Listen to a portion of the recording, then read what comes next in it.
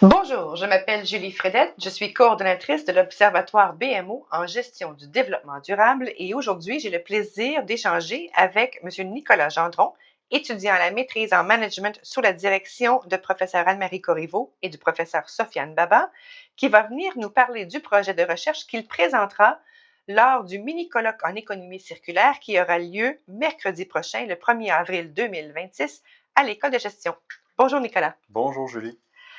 Tout d'abord, est-ce que tu peux me parler un peu de l'initiative d'économie circulaire qui a fait l'objet de ton étude? Oui, sans problème. Donc, on parle de l'ACER Plus ici.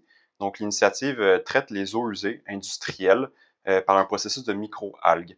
Puis, les eaux qui traversent les micro-algues se retrouvent dans des bassins d'hydroponie où est-ce qu'il y a des légumes qui poussent puis qui sont utilisés pour alimenter la population du territoire. Il y a aussi un autre aspect de cette vitrine, c'est qu'on est capable de récolter une matière première de ces algues-là, puis d'en faire des emballages éco-responsables. Donc ça, c'est les deux plus grosses synergies dans la Serre Plus, puis il y en a d'autres à découvrir aussi. C'est très cool. Et ton projet présente la Plus comme étant une vitrine technologique territorialisée qui sert à accélérer l'économie circulaire au Québec. Est-ce que tu peux nous en parler un petit peu plus? Qu'est-ce que c'est une vitrine technologique territorialisée? Oui, c'est ça. Donc, le projet part d'une idée scientifique qui a été élaborée en laboratoire depuis un certain moment. Là, on parle de plusieurs années. Puis quand cette idée scientifique est prête à sortir de l'éprouvette, ben il faut qu'on traverse un pont. Puis pour franchir ce pont-là, on parle d'un transfert technologique vers un milieu preneur.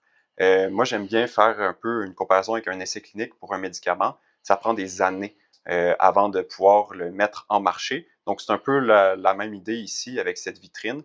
Donc, c'est un projet pilote qui va en quelque sorte permettre de sortir d'une université un projet qui est mature. Mais pour ça, il faut réussir à le financer. Puis, il faut voir aussi si les industries ou les milieux municipaux voient concrètement un avantage à ça. Donc, c'est dans l'optique d'en faire une mise à l'échelle. Puis pour ça, il faut d'abord une preuve concrète. Fait que c'est pour ça qu'on dit une vitrine. Donc, c'est une preuve qui va venir donner raison d'investir dans la solution.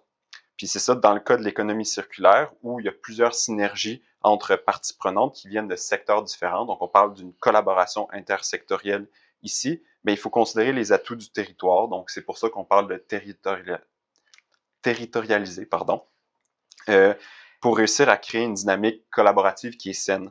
Donc, c'est ça, en partant de cette vitrine, ce projet pilote, ben, on va réussir à créer une certaine attractivité aussi sur le territoire pour viser un objectif qui est assez clair ici, là, c'est de bâtir un écosystème qui est pérenne de relations pour stimuler une circularité à l'échelle locale. Toi, tu t'es intéressé tout particulièrement à l'aspect de la collaboration intersectorielle qu'on observe dans la vitrine plus et sur sa gouvernance. Donc, selon tes observations préliminaires, c'est quoi les éléments clés qui permettent à des acteurs très différents de réellement travailler ensemble? Oui, effectivement. Donc, c'est ça. Je vais faire un peu de pouce sur ma première réponse. Donc, j'ai nommé l'attractivité. Donc, il faut la faire germer, cette attractivité sur le territoire. Puis pour ça, ça part souvent d'une base solide de relations entre divers secteurs.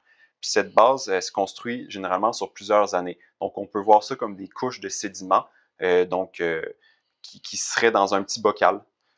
Puis ça implique, ces couches-là, un certain niveau de lien de confiance. Puis ce lien de confiance-là, il faut qu'il soit assez fort sur le territoire pour pas que le projet plante, parce qu'on pourrait juste prendre le bocal puis le brasser, puis là, il n'y a plus de confiance. Fait que là, sans ce lien, ben, il n'y a rien qui se concrétise. Donc, il faut aussi, ben ça, c'est un des premiers éléments, puis il faut aussi avoir une vision partagée, donc qui regroupe les intérêts des différents acteurs qui sont en présence. Je donne l'exemple dans le cas que j'étudie, la vision partagée, mais c'est l'économie circulaire sur le territoire. Mais il faut comprendre que chaque partenaire de la collaboration a aussi sa propre vision et ses propres intérêts face à cette circularité.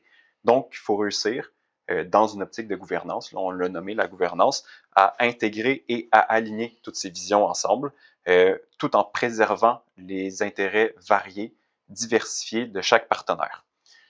Puis dans le cas que j'ai étudié, on observe que c'est vraiment un noyau d'individus à saveur scientifique qui a été en mesure de respecter l'autonomie des partenaires. Donc, ils ont un peu fait une micro-gouvernance ici euh, pour aligner tout le monde ensemble, puis poursuivre aussi une vision politique du territoire dans le but de produire des bénéfices mutuels. Je nomme bénéfices mutuels parce que c'est un autre aspect qui est important pour travailler ensemble, dans l'optique aussi d'avoir un projet où tout le monde autour de la table va être gagnant.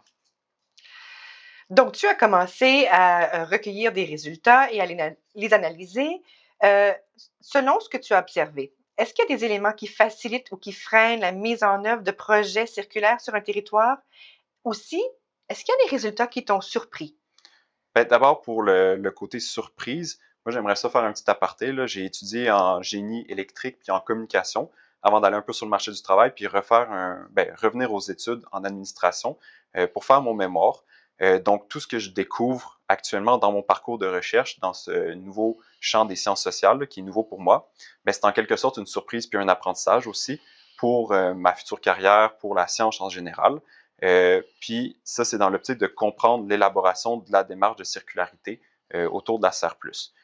Donc, après ce premier aparté, je dois aussi souligner que le cas que j'étudie, il comporte très peu de risques. Ben, il y en a quand même, là, mais c'est en raison du fait qu'il vient de financement public. Donc, comme j'ai dit tantôt, c'est une vitrine qui permet de montrer que le projet est légitime pour avancer l'économie circulaire sur un territoire. Donc, ce que je nomme, il faut le prendre avec des pincettes parce que c'est pas nécessairement généralisable. Mais on peut quand même parler de transférabilité. Là, je suis dans une approche qualitative. Donc, en rafale, si je peux me permettre, Julie, les éléments facilitants que j'ai retrouvés. On parle d'abord d'un leadership scientifique qui est à la fois entreprenant puis humainement accessible. Donc, je l'ai nommé, il y a vraiment un noyau d'individus au cœur de la gouvernance, puis ce noyau-là a un leadership qui est accessible. Ensuite de ça, l'appui municipal aussi, c'est important. Ça vient de donner une certaine crédibilité, faciliter la création de synergies en lien avec les politiques publiques sur le territoire. Donc, c'est plus facile d'aller chercher tel organisme, telle industrie avec un appui municipal. On a aussi l'ouverture d'esprit puis les valeurs vertes de la direction des entreprises qui sont sélectionnées. Donc, quand il y a un maillage partenarial qui est fait, on cherche à aller trouver stratégiquement des entreprises qui sont prêtes à s'investir, qui ont des valeurs communes, là, des atomes crochus là-dedans pour obtenir une certaine confiance qui est un peu plus naturelle aussi. Puis là, je viens de parler de confiance. Ben, pour mener ce genre de projet, il faut aussi des personnes qui sont capables de coordonner le projet, puis en qui on a confiance pour mener à terme l'initiative. Donc ça aussi, c'est un autre facteur qui est assez facilitant ici, là, si on arrive à trouver les personnes adéquates qui vont tenir le bâton tout le long. Puis un historique de relations, je l'ai nommé dans la première question, en réponse à la première question, une base solide, c'est nécessaire pour commencer, concrétiser ce genre d'initiative. Donc, tout ce qui peut freiner la mise en œuvre, je dirais pas des freins nécessairement, mais peut-être plus des choses qui viennent créer des incertitudes ou des revers, mais qu'on est capable de surmonter en mode solution. Puis je pense entre autres à négocier avec la perte ou le refus d'implication de certains partenaires. Donc, s'il y a un gros joueur qui quitte, qu'est-ce qu'on fait? Comment on se retourne de bord? Comment on continue à élaborer le projet dans des périodes d'attente, dans une dynamique qui est temporelle, qui peut être un peu plus incertaine? S'il y a une pandémie qui survient par exemple, comment on fait? Donc, mode solution, encore une fois, c'est quelque chose qui est sorti dans mes résultats. Sinon, comment on obtient plusieurs financements puis on réussit à tricoter tout ça ensemble? Parce que en ce moment, comment c'est pensé, il y a beaucoup de financements qui vont juste aux industries, d'autres qui vont juste aux municipalités, d'autres juste aux OBNL. Puis les discours, le dialogue n'est pas pareil entre tous ces modes de financement. Donc, comment on réussit à tricoter ça pour gérer les dépenses entre différents porteurs dans un projet d'économie circulaire?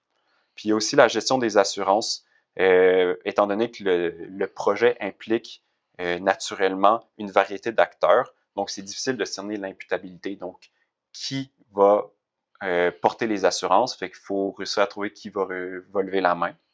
Puis sinon aussi, on peut faire face à divers défis logistiques, techniques, voire scientifiques dans ce genre d'initiative. Par exemple, pour la logistique ou le technique, c'est où est-ce qu'on met le projet? Là, on parle d'une serre, à quel endroit on la pose, qui va s'occuper du terrain, toutes les réglementations autour de la construction de cette serre. Donc, il y a plusieurs défis qui peuvent apparaître en cours de route. Puis aussi, il faut réussir à naviguer à travers toutes les inquiétudes humaines. Donc, on n'oublie pas ce facteur-là face à l'ampleur de la vitrine aussi. Parce que je l'ai nommé, l'attractivité, on vient ajouter des couches à chaque fois qu'il y a des nouveaux partenaires qui rentrent dedans. Puis chaque couche vient créer des inquiétudes chez des gens parce que ça ne se parle pas nécessairement. Donc, voilà pour cette dernière question. Alors, chers auditeurs, si cette conversation a piqué votre curiosité, comme ça l'a fait pour moi, venez vous joindre à moi pour découvrir ce projet en plus grand détail lors du mini-colloque qui aura lieu le 1er avril à l'École de gestion sur le campus principal de l'Université de Sherbrooke. J'y serai avec beaucoup de plaisir. Et Nicolas, je te remercie beaucoup d'avoir pris le temps d'avoir jasé avec l'Observatoire BMO en gestion du développement durable. Pas de quoi, Julie, on se retrouve le 1er avril.